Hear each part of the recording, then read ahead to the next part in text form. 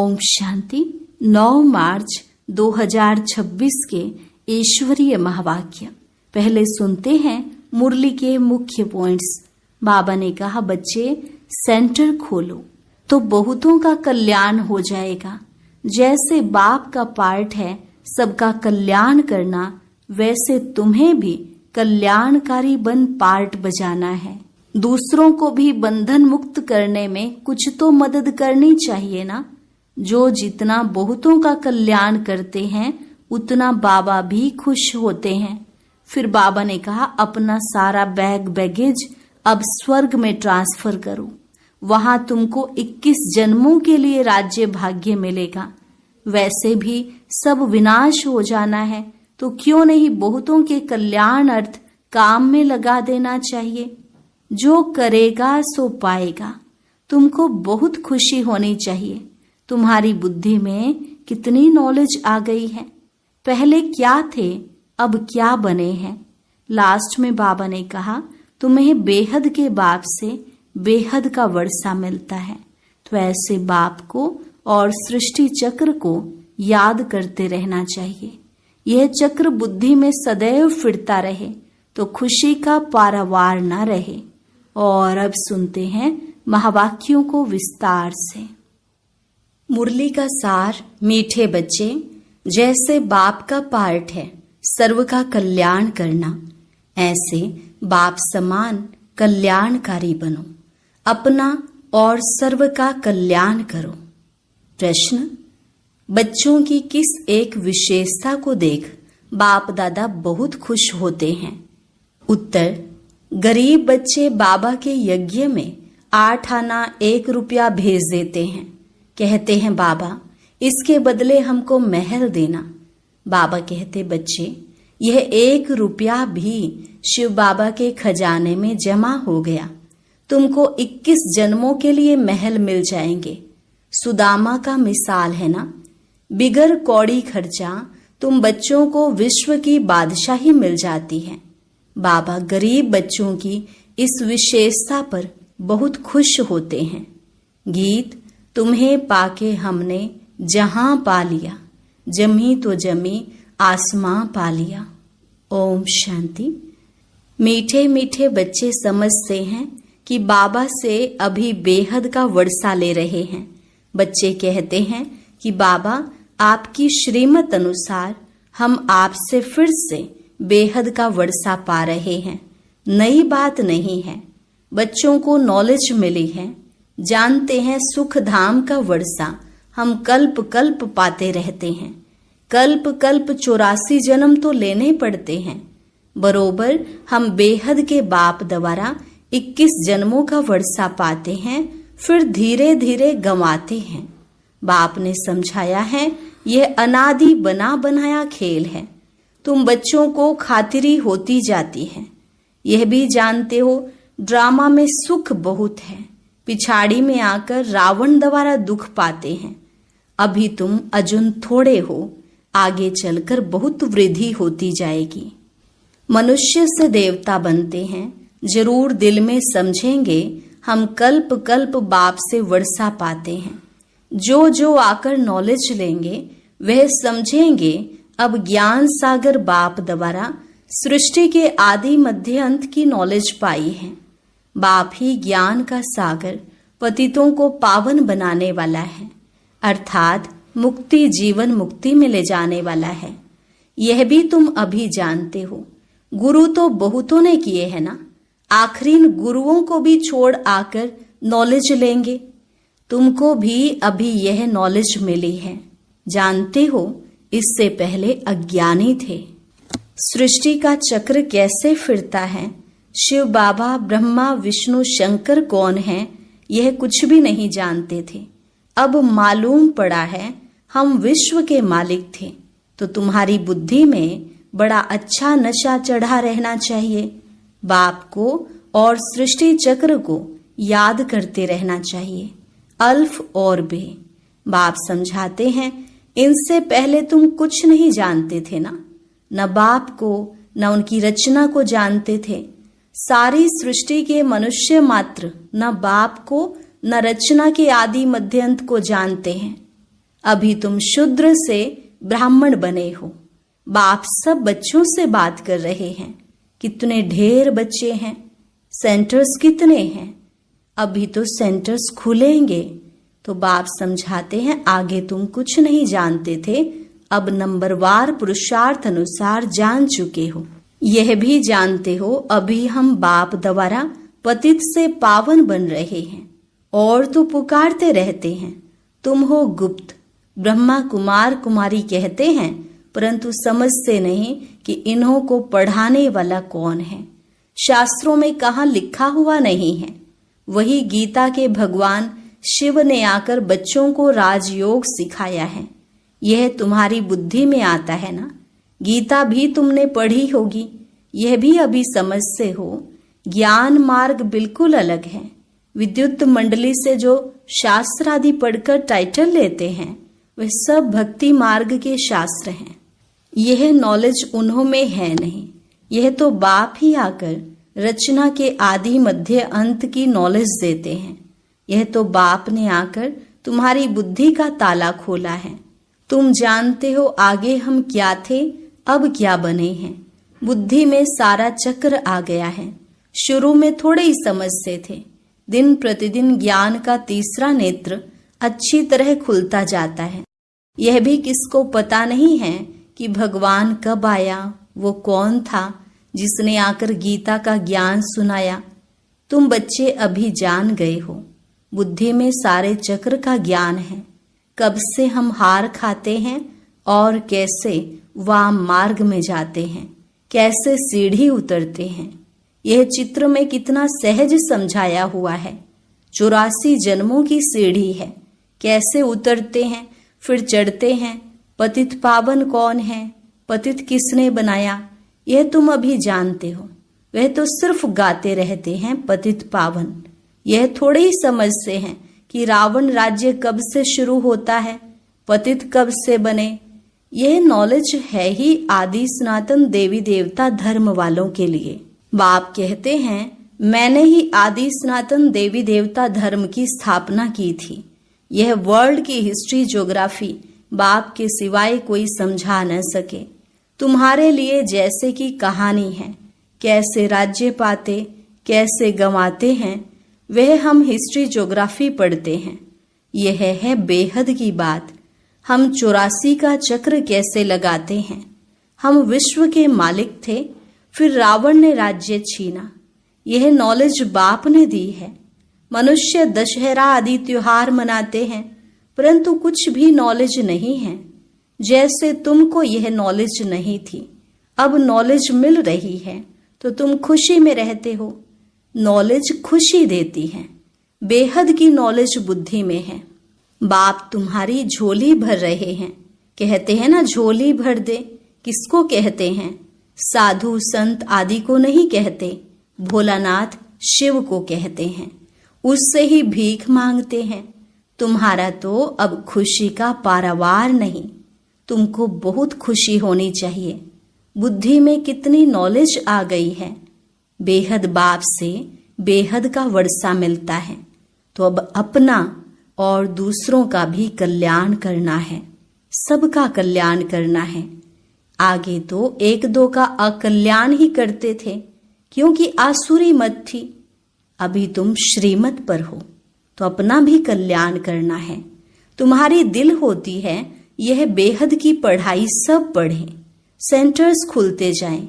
कहते हैं बाबा प्रदर्शनी दो, प्रोजेक्टर दो, हम सेंटर खोलें। हमको जो नॉलेज मिली है, जिससे बेहद की खुशी का पारा चढ़ा है, वह औरों को भी अनुभव कराएं। ड्रामानुसार यह भी पुरुषार्थ चलता रहता है। बाप आया है भारत को फिर से स्वर्ग बनाने। तुम जानते हो हम आगे नर्कवासी थे, अब स्वर्गवासी बन रहे हैं। यह चक्र तुम्हारी बुद्धि में सदैव फिरता रहना चाहिए, जिससे सदैव तुम खुशी में रहो, औरों को समझाने का भी नशा रहे। हम बाप से नॉलेज ले रहे हैं। तुम्हारे और बहन भाई जो नहीं जानते हैं, उन्हों को भी रास्ता बताना तुम्हारा धर्म है। जैसे बाप का पार्ट है सबका कल्याण करना, वैसे हमारा भी पार्ट है।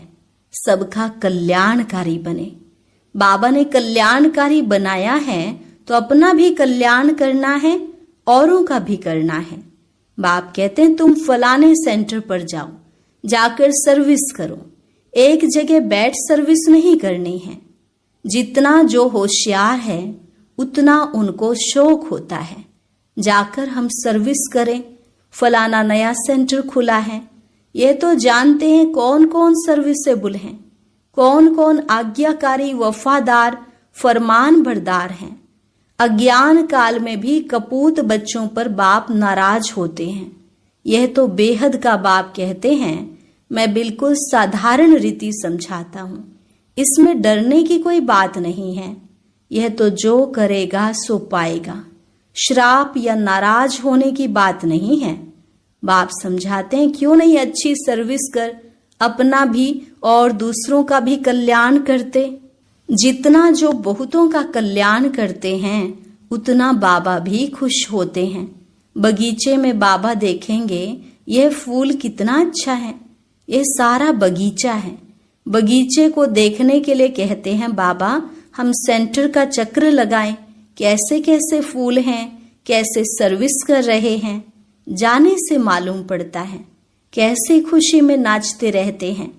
बाबा को भी आकर कहते थे बाबा फलाने को हमने ऐसे समझाया, आज अपने पति को, भाई को ले आई हूँ, समझाया है, बाबा आया हुआ है। वह कैसे हीरे जैसा जीवन बनाते हैं। सुनते हैं तो चाहते हैं हम भी देखें, तो बच्चों में उमंग आता है, ले आते हैं। वर्ल्ड की हिस्ट्री, ज्योग्राफी को जानना चाहिए। तुम जज कर सकते हो, भारत सारे विश्व का मालिक था, अब तो क्या हालत है। सतयुग त्रेता में कितना सुख था, अब फिर बाबा विश्व का मालिक बना रहे हैं। यह भी जानते हो दुनिया में पिछाड़ी में बहुत हंगामा होना है। लड़ाई कोई बंद थोड़े ही होती है, कहां न कहां लगती रहती है। जहां देखो वहां झगड़ा ही है। कितना घमसान लगा हुआ है। विलायत में क्या क्या हो रहा है, समझते नहीं कि हम क्या कर रहे हैं। कितने तूफान लगते रहते हैं, मनुष्य भी मरते रहते हैं। कितनी दुख की दुनिया है। तुम बच्चे जानते हो इस दुख की दुनिया से बस अब गए कि गए। बाबा तो धीरज दे रहे हैं। यह छीछी दुनिया है। थोड़े रोज में हम विश्व पर शांति से राज्य लेंगे। इसमें तो खुशी होनी चाहिए ना। सेंटर्स खुलते रहते हैं। अब देखो सेंटर खुलते हैं, बाबा लिखते हैं अब अच्छे अच्छे बच्चे जाओ। नाम भी लिख देता हूँ जो दिल पर चढ़े रहते हैं। बहुतों का कल्याण होता है। ऐसे बहुत लिखते हैं बाबा, हम तो बांधेली हैं। अच्छा सेंटर खुल जाए तो बहुत आकर वर्षा पाएं। यह भी जानते हो कि यह सब विनाश हो जाना है, तो क्यों नहीं बहुतों के कल्याण अर्थ काम में लगा दो। ड्रामा में उन्हों का ऐसा पार्ट है, हर एक अपना अपना पार्ट बजा रहे हैं। तरस पड़ता है दूसरों को भी बंधन मुक्त करने कुछ तो मदद करें, वह भी वर्षा ले लेवें। बाप को कितनी फिक्रात रहती है। सब काम चिता पर जल मरे हैं, सारा कब्रिस्तान हो पड़ा है। कहते भी हैं अल्लाह आकर कब्रिस्तान से जगाए सबको ले जाते हैं। तुम अभी समझते हो रावण ने कैसे हराया है, आगे थोड़े ही समझते थे। हम जौहरी लखपति हैं, इतने बच्चे हैं, नशा तो रहता है ना। अभी समझते हैं हम पूरे पतित थे। भल पुरानी दुनिया में कितने भी लखपति करोड़पति हैं, परंतु यह सब है कौड़ी मिसल। अब गए कि गए। माया भी कितनी प्रबल है। बाप कहते हैं बच्चे सेंटर खोलो, बहुतों का कल्याण हो जाएगा। गरीब जल्दी जागते हैं, धनवान जरा मुश्किल जागते हैं, अपनी खुशी में ही मस्त रहते हैं। माया ने एकदम अपने वश में कर लिया है। समझाने से समझते भी हैं, परंतु छोड़े कैसे। डर लगता है कि इन्हों मुआफिक सब छोड़ना पड़ेगा। तकदीर में नहीं है तो चल नहीं सकते। जैसे कि छुटकारा पाना ही मुश्किल है। उस समय वैराग्य आता है, बरोबर छीछी दुनिया है। फिर वहां की वहां रही। कोटों में कोई निकलते हैं, बॉम्बे में सैकड़ों आते हैं, कोई कोई को रंग लगता है, समझते हैं भविष्य के लिए कुछ बना लेवें, कौड़ी बदले हमको हीरा मिल जाएगा। बाप समझाते हैं ना, बैग बैगेज सारा ट्रांसफर करो स्वर्ग में, वहां 21 जन्मों के लिए तुमको राज्य भाग्य मिलेगा। कोई कोई 1 रुपया 8 आना भी भेज देते हैं। बाप कहते 1 रुपया भी तुम्हारा शिव बाबा के खजाने में जमा हुआ, तुमको 21 जन्मों के लिए महल मिल जाएंगे। सुदामा का मिसाल है ना। ऐसे ऐसे को देख बाबा को बहुत खुशी होती है।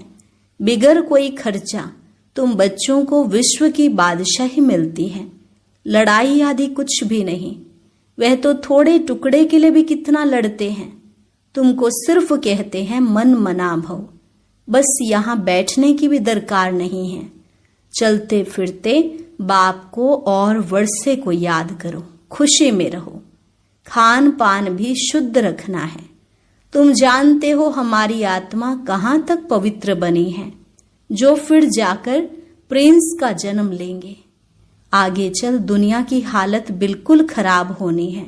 खाने के लिए अनाज नहीं मिलेगा तो घास खाने लगेंगे। फिर ऐसे थोड़े ही कहेंगे माखन बिगर हम रह नहीं सकते हैं, कुछ भी नहीं मिलेगा। अभी भी कितनी जगह पर मनुष्य घास खाकर गुजर कर रहे हैं। तुम तो बहुत मौज में बाबा के घर में बैठे हो। घर में बाप पहले बच्चों को खिलाते हैं ना। जमाना बहुत खराब है, यहाँ तुम बहुत सुखी बैठे हो। सिर्फ बाप को और वर्षे को याद करते रहो। अपना और औरों का भी कल्याण करना है। आगे चल आप ही आएंगे, तकदीर जागेगी। जगनी तो है ना, बेहद की राजधानी स्थापन होनी है। हर एक कल्प पहले मिसल पुरुषार्थ करते हैं। बच्चों को तो बहुत खुशी में रहना चाहिए। बाप दादा का चित्र देखते ही खुशी में रोमांच खड़े हो जाने चाहिए। वह खुशी का पारा स्थायी रहना चाहिए।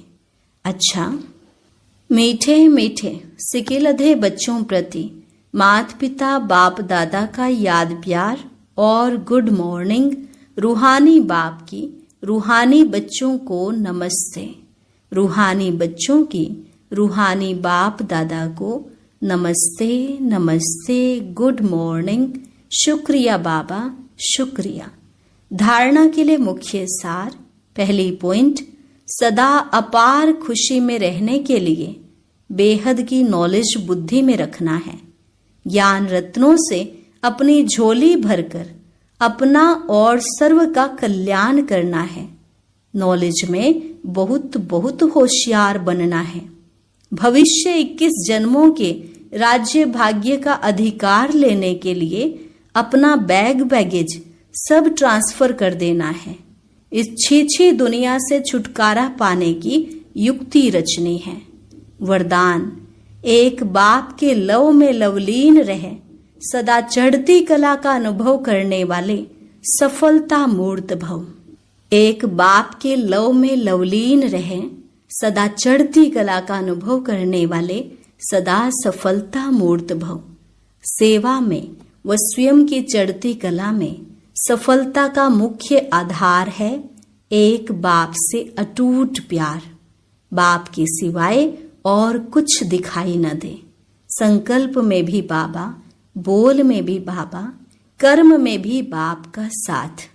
ऐसी लवलीन आत्मा एक शब्द भी बोलती है तो उसके स्नेह के बोल दूसरी आत्मा को भी स्नेह में बांध देते हैं। ऐसी लवलीन आत्मा का एक बाबा शब्द ही जादू का काम करता है। वह रूहानी जादूगर बन जाती है। स्लोगन, योगी तो आत्मा वह है जो अंतर्मुखी बन लाइट माइट रूप में स्थित रहता है। योगी तो आत्मा वह है जो अंतर्मुखी बन लाइट माइट रूप में स्थित रहता है। अव्यक्त इशारे, निश्चय के फाउंडेशन को मजबूत कर सदा निर्भय और निश्चिंत रहो। आपको जो भी ड्यूटी मिली हुई है उसमें सदा एक्यूरेट रहो। जो ड्यूटी पर एक्यूरेट रहता है उसको सभी ईमानदार व फेथफुल की नजर से देखते हैं। यहाँ भी जो एक्यूरेट सेवा पर रहते हैं वही बाप के फेथफुल हैं। एक होता है बाप में पूरा फेथ, दूसरा है बाप के साथ सेवा में भी फेथफुल। ऐसे फेथफुल निश्चय बुद्धि बच्चे सदा विजयी और निश्चिंत रहते हैं। अच्छा, ओम शांति। आज हम उस